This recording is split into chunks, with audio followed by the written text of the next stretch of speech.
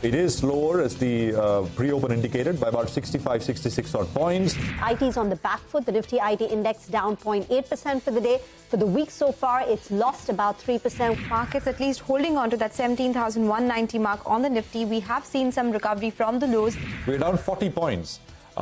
Which basically means that we are back at levels where the market was at 10 in the morning. But overall, yes, the market, of course, having to deal with the expiry play out, specifically on banks, and lots of pressure there. Hello and welcome to CNBC-TV18. You're watching Markets Today, the show where we track about 6 hours of the day's trading action and 5 headlines. I'm Reema Tendulkar, and these are the headlines for the day. Weak global cues following U.S. Fed's rate hike, royal sentiment on Dalal Street. The markets close at the low point of the day after failing to hold on to early gains. The sensex loses nearly 300 points. The Nifty falls 75 points. Bank stocks lead the decline. City gas players say they won't hike prices for now despite the hike in transmission tariff. IGL, MGL tell CNBC-TV18 they will wait for a decision on the Kirit Parikh panel recommendations, which they believe will reduce prices.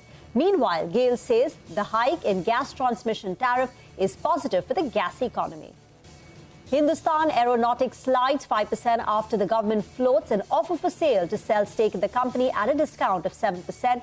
3.5% of the government's 75% stake will be sold in the two-day offer for sale at a floor price of 2,450 rupees per share. Inflation continues to bite Motown. Auto majors Hero Moto Maruti announced price hikes in the month of April to cope with higher costs of meeting regulatory norms. Even Aisha VECV tells CNBC-TV18 it is weighing a price hike of 2 to 5%. Gold shines after U.S. Treasury Secretary Janet Yellen says there will be no blanket insurance on bank deposits, reigniting fears of a banking crisis. U.S. Fed signaling a rate hike pause also supports the yellow metal. And here's the lineup of what we have for you in store today. In Market Opinion, we've got Ed Yardini of Yardini Research and Manish Sonthalia of Motilal Oswal Asset Management. We'll also get you the word from the corporate space with GAIL's Rakesh Kumar Jain and Vinod Agarwal of Aisha Motors. But before that, let's take a look at the day's trading action. Weak global cues roiled the sentiment on Dalal Street. The Sensex and the Nifty ended at the low point of the day, with banks seriously underperforming. The Nifty banking index was down nearly 1%. Prashant is here with a wrap of the day's trading action. Well, it promised to be a volatile day, and it indeed was a volatile day, especially starting the last hour of trade. The market opened higher, and then it immediately sold off quite aggressively to make the low for the day. Then it came up almost fully, traded flat for about 3 or 4 hours before starting to sell off once again at about 2:30 or so, and we ended closer to the lows of the day as compared to the highs of the day. So, I mean, volatility has been the name of the game. Today was no different, given the handoff that we got from Wall Street. Wall Street itself, of course, saw a late sell-off, and U.S. indices had closed at the low point of the day. Asian markets fared okay, unlike India. Europe, of course, and we were trading, in the last hour looking at European markets, which were actually in the red. Now, banks lost quite heavily, and the index itself was down 1%. On the Nifty, the cuts on the banks coming in, names like SBI, Kotak, Hindustan Bank, HCL Tech and Bajaj were the non-bank losers that we saw. Now, market breadth turned completely negative, given the fact that the market sold off. HAL, Vedanta, Sobha, Shipping Corporation and Home First were some of the big losers that we saw. There were gainers as well, and I'm only mentioning the big volume-led gains here. Spark, JK Tyre, Adani Transmission, Adani Total Gas, Angel One, Triveni Turbine, GR Infra, Craftsman Automation were some of the names that I think made their mark with decent gains on strong volumes as well. It's in a way, even though the Fed is behind and the big global event of the week is behind, it's back to watching global headlines. And I think the big thing there is any commentary which comes through with regards to the government in the US and their intention of backing bank deposits. And I think that will give clarity. On the Nifty, 16,828 on the downside is the important level. Some distance between where we left off and that level. Let's hope that holds on and we come up with better headlines as we return tomorrow morning. Back to you. Thank you very much for that. Let's move on to the global markets, which remained on the edge as U.S. Fed hiked interest rates by 25 basis points despite the turmoil in the banking sector. Federal Reserve Chair Jerome Powell said U.S. Fed remained focused on its fight to bring inflation down, signaling that there could be further rate hikes in the months to come. He described the Silicon Valley Bank as an outlier. Listen in to what Robert Sokin, the global economist at Citi, and Ed Yardeni, president at Yardeni Research, made of this decision. Well, I think that the Federal Reserve may very well go one more time by 25 basis points. But I think first and foremost, the Fed and the Treasury are going to have to get their act together and make sure that they're using the exact same language to describe the importance of keeping the banks safe. Fed is trying to balance its fight against inflation, at the same time maintaining financial stability. So we haven't changed our Fed call. We think they're still going to go to 5.5 to 5.75. I know that's on the more hawkish side, but it's really based on this view that we think that these stresses are probably going to subside over the next several weeks. In market opinion, Manish Sonthalia, Motilal Oswal Asset Management says that it's a great time to buy IT and pharma. He also adds that private banks are a better bet than public lenders as of now. Within the next 2 quarters, I would believe that mostly all the negatives of the IT names would get priced in. It's a great time to buy IT, and particularly the sector has seen some very decent correction over the last 1.5 years. And, there is absolutely no interest. So the sector is seeing a lot of disbelief as far as earnings growth trajectory on FY24 numbers are concerned. Cross currency, which was a headwind in FY23, will likely become a tailwind going into FY24 and 25. So from that point of view, I would believe both IT and pharma are great buys at current levels. Let's move on now to the second headline. City gas players have said they will not hike prices for now, despite the hike in transmission tariff. Speaking to CNBC-TV18 earlier today, the managements of IGL and MGL said that they will wait for a decision on the Kirit Parikh panel recommendations, which according to them will reduce prices. Sonal brings us the key takeaways from that conversation first.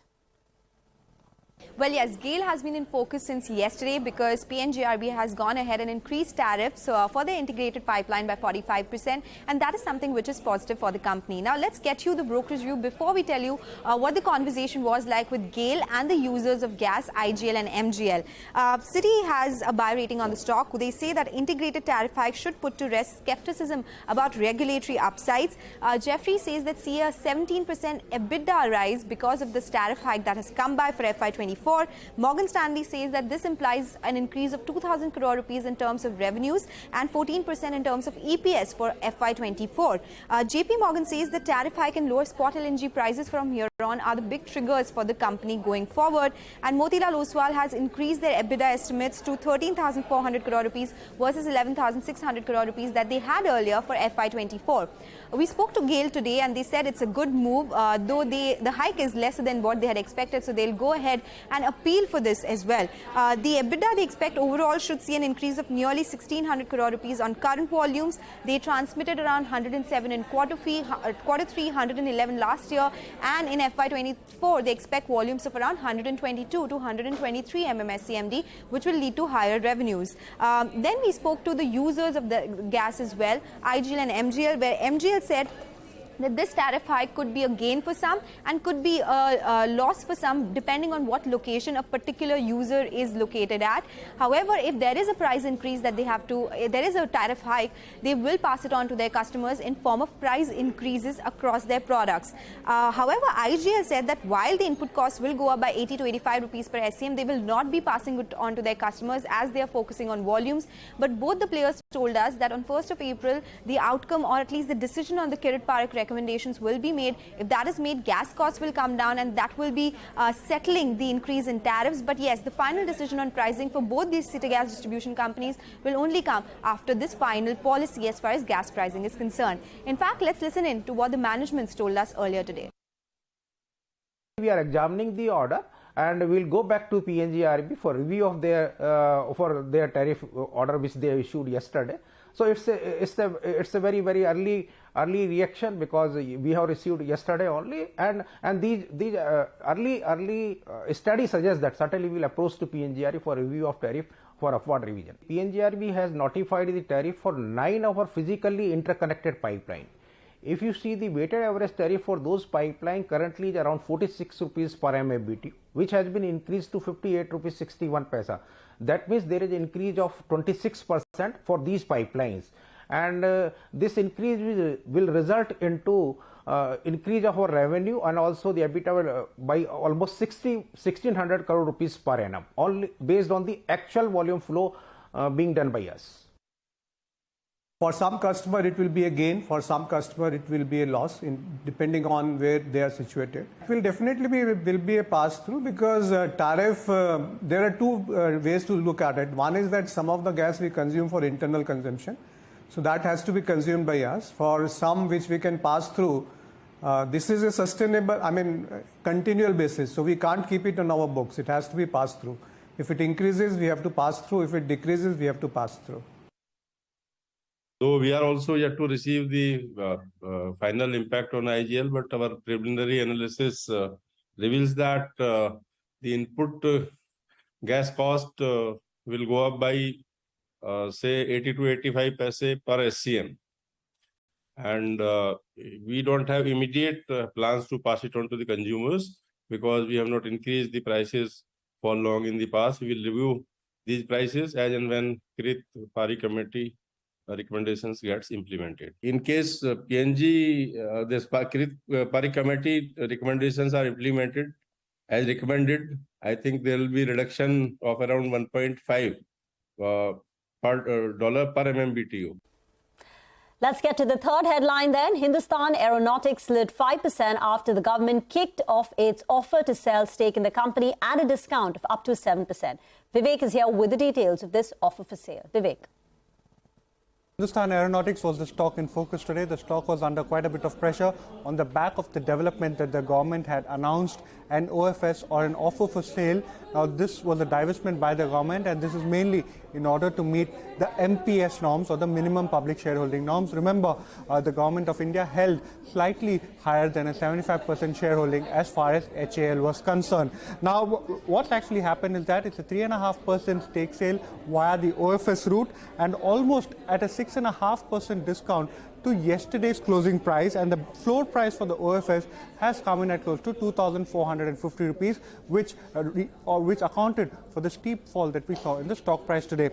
However, some important brokerage reactions coming in, as well as a quant analysis coming in as far as HAL is concerned, as far as the likely treatment of passive indices for this particular stock. So Morgan Stanley says that this particular stock, via the OFS route, will see a likely increase as far as the free float is concerned, and the size of the OFS is less than the market expectations of a greater than 5% divestment by the government, and thereby removes an overhang as far as the further stake sale is concerned. Morgan says that they continue to remain overweight on the stock and would look to use any weakness to actually add to their position. Now, very interesting aspect in terms of a likely MSCI inclusion for HAL. Now, according to Nuvama Alternative and Quantitative Research, HAL was the top contender for the inclusion in MSCI indices in the upcoming May index review. The probable cutoff level post the OFS, according to them, has now fallen to 2,150 rupees a share versus the earlier 2,650 rupees a share.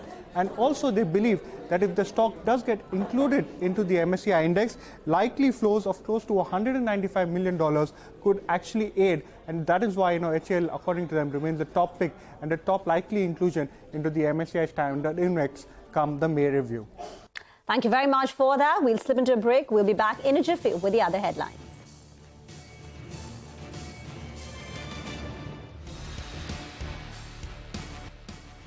Welcome back. You're still with us on Markets Today. Let's go over through the rest of the headlines that we're tracking for you. The fourth headline is higher costs incurred to comply with the second phase of BS6 emission norm regulatory norms have forced auto companies to announce price hikes.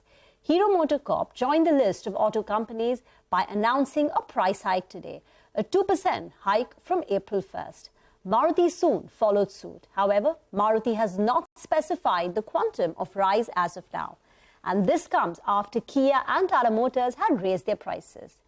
Eicher Motors' Volvo Trucks VECV is also mulling a 2 to 5% price hike. Speaking to CNBC-TV18 earlier today, Vinod Agarwal of Eicher Motors' Volvo CV said that there will be a price hike, but the quantum of price hike is unlikely to be as much as what the company had taken due to the change in the earlier BS norms. This one would be more or less 2 to 5%. Listen in. Cost increase this time is not like earlier BS4 to BS6. The cost increases are less. Therefore, we are also expecting the price hike of around 2 to 5%. And then, of course, there is also some inflation impact because April, every year the price increase happens. It's not that in April, so it's a normal price increase plus the impact of BS2 step 2, BS6 step 2. Let's get to the fifth headline then. Gold shines after U.S. Treasury Secretary Janet Yellen says there will be no blanket insurance on backed deposits, reigniting fears of a banking crisis. U.S. Fed signaling a rate hike pause also supported the yellow metal. Manisha is here with more. Manisha. Well, the gold prices have held quite firm right now. 25 basis points, as expected, has been the interest rate hike delivered by the U.S. Fed. The decline in U.S. dollar index below 102 clearly has been supportive here. And even as we have seen gold come off its all-time highs in the Indian markets that we saw in this week itself, the decline in prices have led to buying in physical and in gold ETF markets there. So the investment buying seems to be coming back right now. With the kind of inflation scenario that we are working with, speculative buying also on the supportive side, the expectations are that you could be looking at newer highs in case of gold prices in the coming 3 to 4 months as well. For the international markets, after hitting a high of $2,010 per ounce, while we have been chasing or trading within that range of 1940 to 2000, the street believes that every time gold prices come down, it is a buying opportunity. Given the fact that there are still our geopolitical tensions, we still have the Russia-Ukraine war on, the dollar index has declined, the rates while are on the higher side, so is the inflation, and then other asset classes haven't performed so well. So you have seen smart money move into gold and silver, and is the reason you could be looking at supports continuing. Thank you for that. Moving on to the oil space, crude prices softened following the U.S. Fed's decision to hike rates. However, prices are still up 4% this week. Manisha is back with us with the details. Well, yes, the crude oil prices are holding with 4% gains in this week, and we have been able to sustainably hold above $75 per barrel. The support comes in from the fact that the U.S. Fed moved in expected lines with 25 basis points of a rate hike, and the commentary is seen cautiously dovish there. The other thing is that the U.S. inventories, while have shown an increase in crude, but they have shown a sharp decline in the product inventories. And on the other side, while the markets are awaiting for the OPEC and allies meeting, which is on 3rd of April, the expectation is that they perhaps would not do too much in sense of moving the supplies, but the comments from here as well is something that the street will watch out for. The other thing is about supplies itself, where we have seen a decline in supplies from US itself since the beginning of this year, and the Russia, while is managing sanctions, also has said that they will cut supplies starting the month of March. The final numbers are yet to come in, but the street believe that with the Chinese demand added to that, you could be looking at some support continuing in case of the crude oil prices. So whether it's Goldman Sachs, Bank of America or Citi, all believe that the crude prices could be averaging anywhere between 80 to 88 barrels on the higher side for the rest of this year. With that, it's a wrap on this edition of Markets Today. Thank you for watching.